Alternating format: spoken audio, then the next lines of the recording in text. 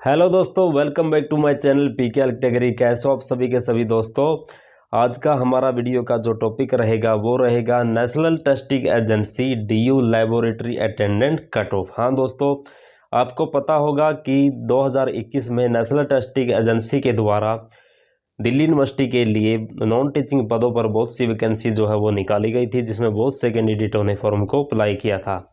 इसमें हमारी एक पोस्ट थी लेबोरेटरी अटेंडेंट। हाँ दोस्तों, जिसका एग्ज़ाम हमारा अभी 18 मार्च को हुआ है, वो भी 2 शिफ्टों में। हाँ दोस्तों, लेबोरेटरी अटेंडेंट की आज हम बात करेंगे।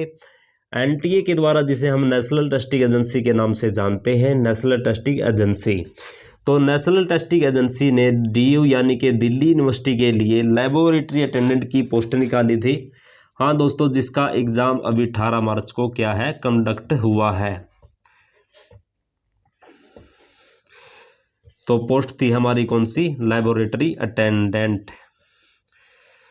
तो आज का हमारा वीडियो का जो टॉपिक रहेगा वो रहेगा कि लेबोरेटरी अटेंडेंट का जो एग्ज़ाम हुआ है 18 मार्च को, तो 18 मार्च को इसका एग्ज़ाम जो है एनटीए के द्वारा अभी कंडक्ट करवाया गया था और 2 शिफ्टों में इसका एग्ज़ाम रहा था। हाँ दोस्तों, 2 शिफ्टों में ओनली फॉर इसका एग्ज़ाम रहा था। यदि मैं इसकी एग्ज़ाम सेंटर की बात करूं तो ज़्यादातर कैंडिडेट का एग्ज़ाम जो सेंटर है, और जहां तक मुझे लगता है तो दिल्ली एनसीआर में ही इसका एग्ज़ाम सेंटर रखा गया था। एनटीए एग्ज़ाम सेंटर, आपके एग्ज़ाम सेंटर का नाम था एनटीए एग्ज़ाम सेंटर, जिसमें मैंने खुद भी एग्ज़ाम को दिया है, एनटीए एग्ज़ाम सेंटर। और मैंने जो एग्ज़ाम दिया है वो लेबोरेटरी अटेंडेंट का दिया है। और फिर मैंने दोस्तों इसका सर्वे भी किया, वहाँ बहुत से बच्चों से पूछा कि कैसा आपका एग्ज़ाम हुआ, कैसा आपको एग्ज़ाम का लेवल लगा। शिफ्ट 1 एंड शिफ्ट 2 दोनों शिफ्ट का मैंने एग्ज़ाम के लेवल को देखा और बच्चों से पूछा कि कैसा आपको एग्ज़ाम का लेवल लगा और कितना आपने अटैम्प्ट किया और कितना आपने अटैम्प्ट नहीं किया। तो दोस्तों, इन सभी बातों पर चर्चा करने के बाद हमको पता चला कि जो है इसकी एग्ज़ाम की जो कट ऑफ है वो आखिरकार कितनी रहेगी और किस शिफ्ट को जो है नॉर्मलाइजेशन का फ़ायदा जो है वो मिलेगा। तो दोस्तों आइए जानते हैं। तो दोस्तों, कट ऑफ बताने से पहले सबसे पहले मैं बात करूंगा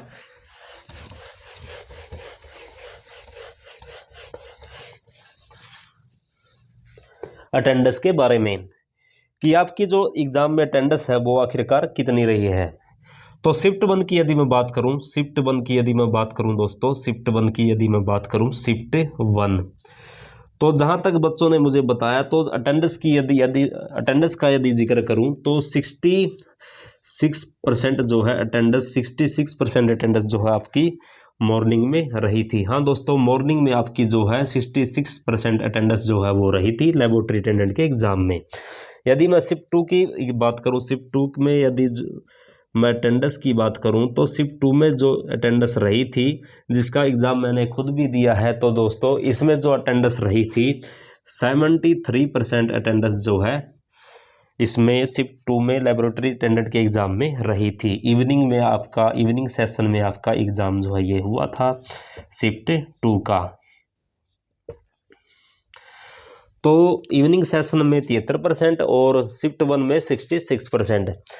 तो बच्चों के मुताबिक जो डाटा बताया गया दोस्तों, वही डाटा मैंने इसमें आपको ये बताया है। तो अटेंडेंस का जो लेवल है वो कुछ इस प्रकार से रहा था। अब हम दूसरा जो देखेंगे वो देखेंगे एग्ज़ाम का लेवल, कि जो एग्ज़ाम का लेवल है वो आपका कैसा रहा है। और फिर ये सब कुछ देखने के बाद मैं बताऊंगा आपको कट ऑफ, कि एग्ज़ाम की जो कट ऑफ है वो आखिरकार कितनी जाएगी और कितना गुना कैंडिडेट जो है इसमें लिया जाएगा।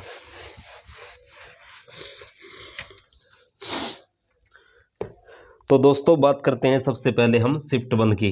शिफ्ट 1 की यदि मैं बात करूं, शिफ्ट 1 की यदि मैं बात करूं तो बच्चों के द्वारा जो बताया गया है, तो ज़्यादातर बच्चों ने जो एग्ज़ाम बताया है वो शिफ्ट 1 का जो एग्ज़ाम बताया है, बच्चों के द्वारा जो एग्ज़ाम बताया गया है वो दोस्तों मॉडरेट टू हार्ड बताया गया है। हाँ दोस्तों, मॉडरेट टू हार्ड बताया गया है शिफ्ट 1 का एग्ज़ाम। हाँ दोस्तों, शिफ्ट 1 का एग्ज़ाम जो है मॉडरेट टू हार्ड बताया गया है। और शिफ्ट 2 की यदि मैं बात करूं, शिफ्ट 2 जिसका एग्ज़ाम मैंने खुद भी दिया है, तो दोस्तों इसका एग्ज़ाम जो है इजी टू मॉडरेट था। हाँ दोस्तों, इजी टू मॉडरेट आपका इसका जो है एग्ज़ाम था।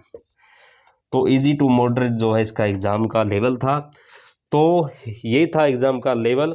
अब बात करते हैं कि कितने क्वेश्चन बच्चों ने किस, यानी कि इसमें आपकी 60 नंबर की आपकी साइंस थी। तो आइए देखते हैं 60 नंबर की आपकी, यानी 60 क्वेश्चन आपके इसमें साइंस के आए थे, और इसमें आपके जीएस के क्वेश्चन भी आए थे, रीजनिंग के क्वेश्चन भी आए थे, मैथ के भी आए थे, हिंदी के भी आए थे। तो देखते हैं कि कितना अटेम्प्ट जो है बच्चों के द्वारा रहा है।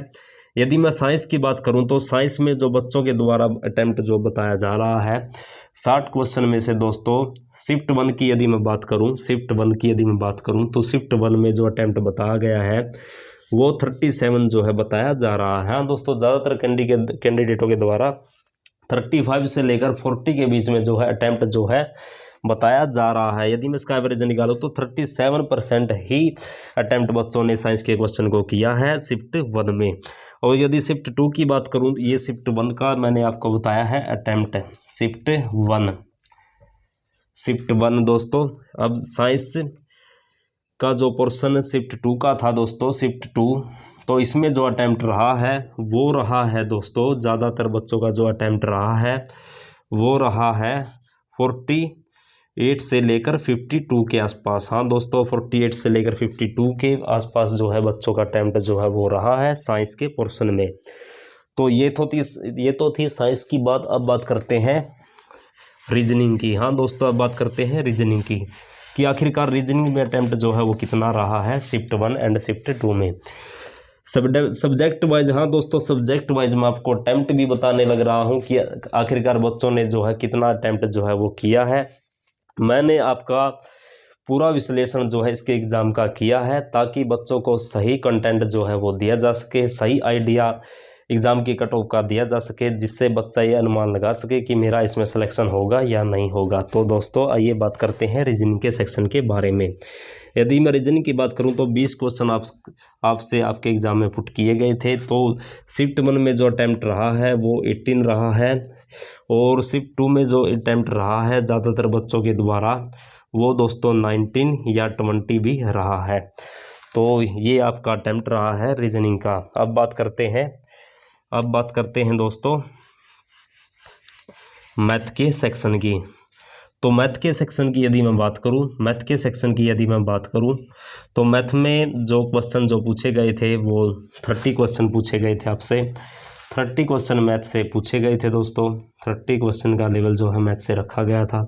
शिफ्ट 1 की यदि मैं बात करूं तो 30 क्वेश्चन में से मैथ में जो अटैम्प्ट बच्चों का रहा है, जहाँ तक बच्चों के द्वारा बताया गया है, तो 30 में से जो अटैम्प्ट जो शिफ्ट 1 में रहा है वो ओनली फॉर 18 से लेकर 22 के बीच में रहा है। और सेकंड शिफ्ट की यदि मैं बात करूं तो सेकंड शिफ्ट में मैथ का जो अटैम्प्ट रहा है वो 21 से लेकर 26 के बीच में रहा है।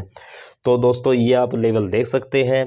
और अब बात करते हैं, अब हमारा अगला जो सेशन है वो जीए का है, यानी जनरल अवेयरनेस का हमारा सेक्शन अब शुरू होता है। तो जनरल अवेयरनेस में हमारा यह, जिसे हम जीके के नाम से जनरल नॉलेज भी कहते हैं, तो दोस्तों इसमें कितना आखिरकार अटैम्प्ट बच्चों का रहा है तो ये जानते हैं। तो 20 क्वेश्चन आपसे जीए के लिए पूछे गए थे। तो 20 क्वेश्चन आपसे पूछे गए थे। तो 20 क्वेश्चन में से जो अटैम्प्ट रहा है बच्चों का शिफ्ट 1 की यदि मैं बात करूं जो बच्चों के द्वारा बताया गया है, तो 20 में से जो अटैम्प्ट रहा है वो 9 से लेकर 13 के बीच में रहा है। हाँ दोस्तों, नेगेटिव मार्किंग यदि मैं बात करूं तो 1/4 की आपकी इसमें नेगेटिव मार्किंग रखी गई थी।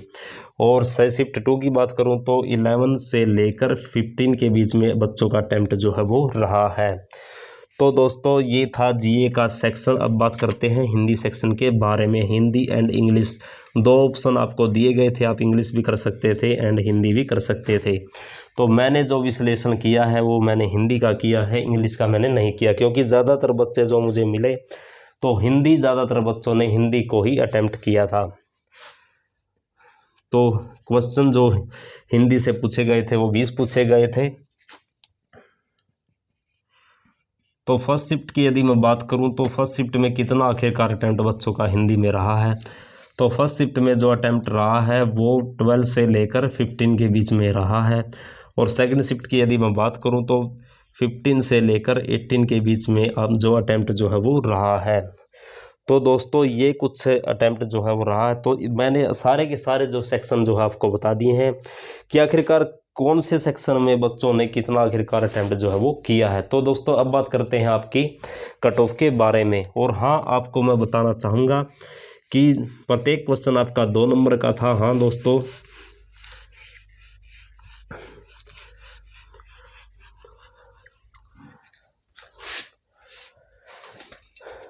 अब यहाँ दोस्तों 1 मिनट रुक जाओ।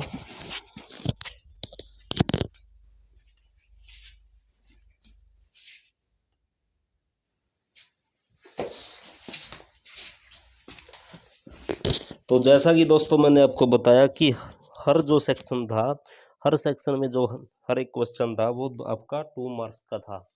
यदि मैं साइंस की बात करूं तो साइंस में आपसे जो क्वेश्चन जो पूछे गए थे वो 60 क्वेश्चन आपसे पूछे गए थे, जो कि 120 मार्क्स के थे। हाँ दोस्तों, प्रत्येक 1 क्वेश्चन जो है 2 मार्क्स का था, यानी 2 नंबर का था।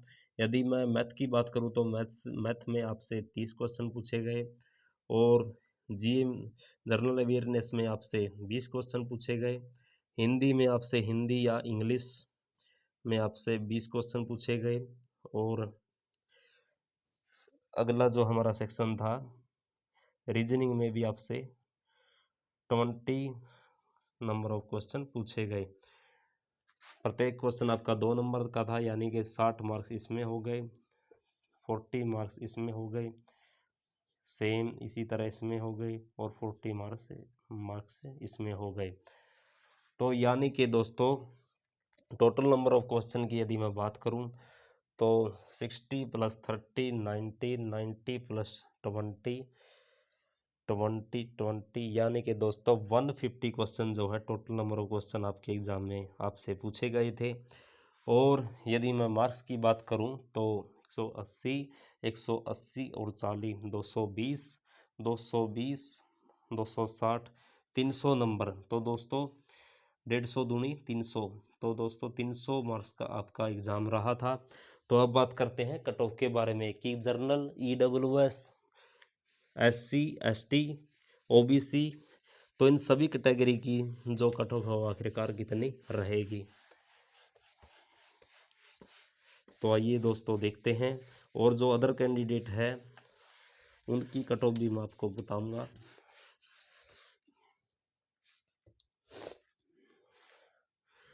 तो दोस्तों सबसे पहले बात करते हैं हम जनरल कैटेगरी के बारे में।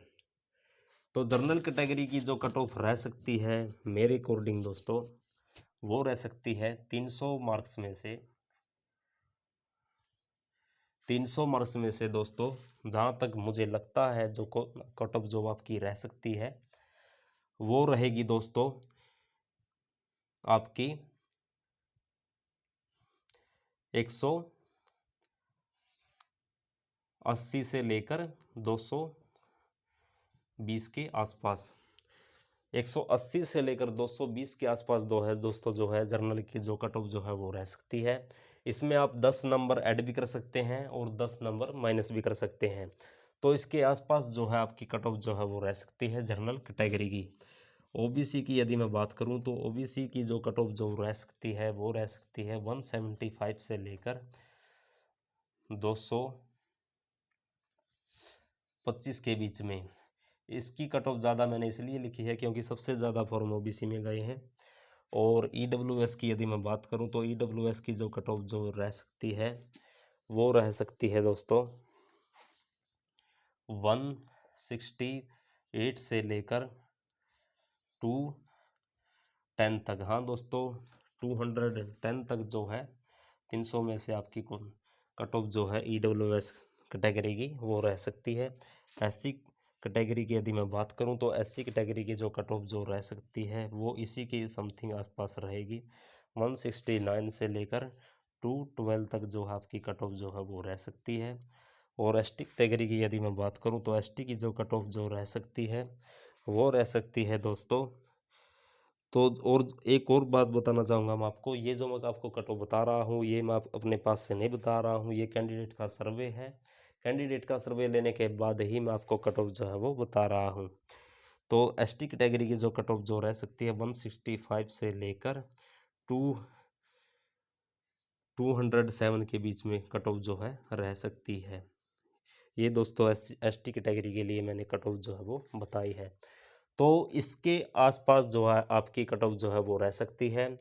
तो कैसी लगी आपको कट ऑफ, आप कमेंट करके ज़रूर बताना। आपको कुछ पूछना हो, कुछ जानना हो तो आप कमेंट कर सकते हैं। कितना आपका स्कोर आपके एग्ज़ाम में हुआ है आप वो भी जो है अपना शेयर कीजिएगा कमेंट करके। क्या आपको लगता है कि ये कट ऑफ जाएगी या नहीं जाएगी, ये अनुमान मेरा ठीक है या गलत है? और ये मेरा अनुमान नहीं है, ये कैंडिडेट का सर्वे है जो मैंने किया था, और ये वही सर्वे आपके साथ भी शेयर किया है।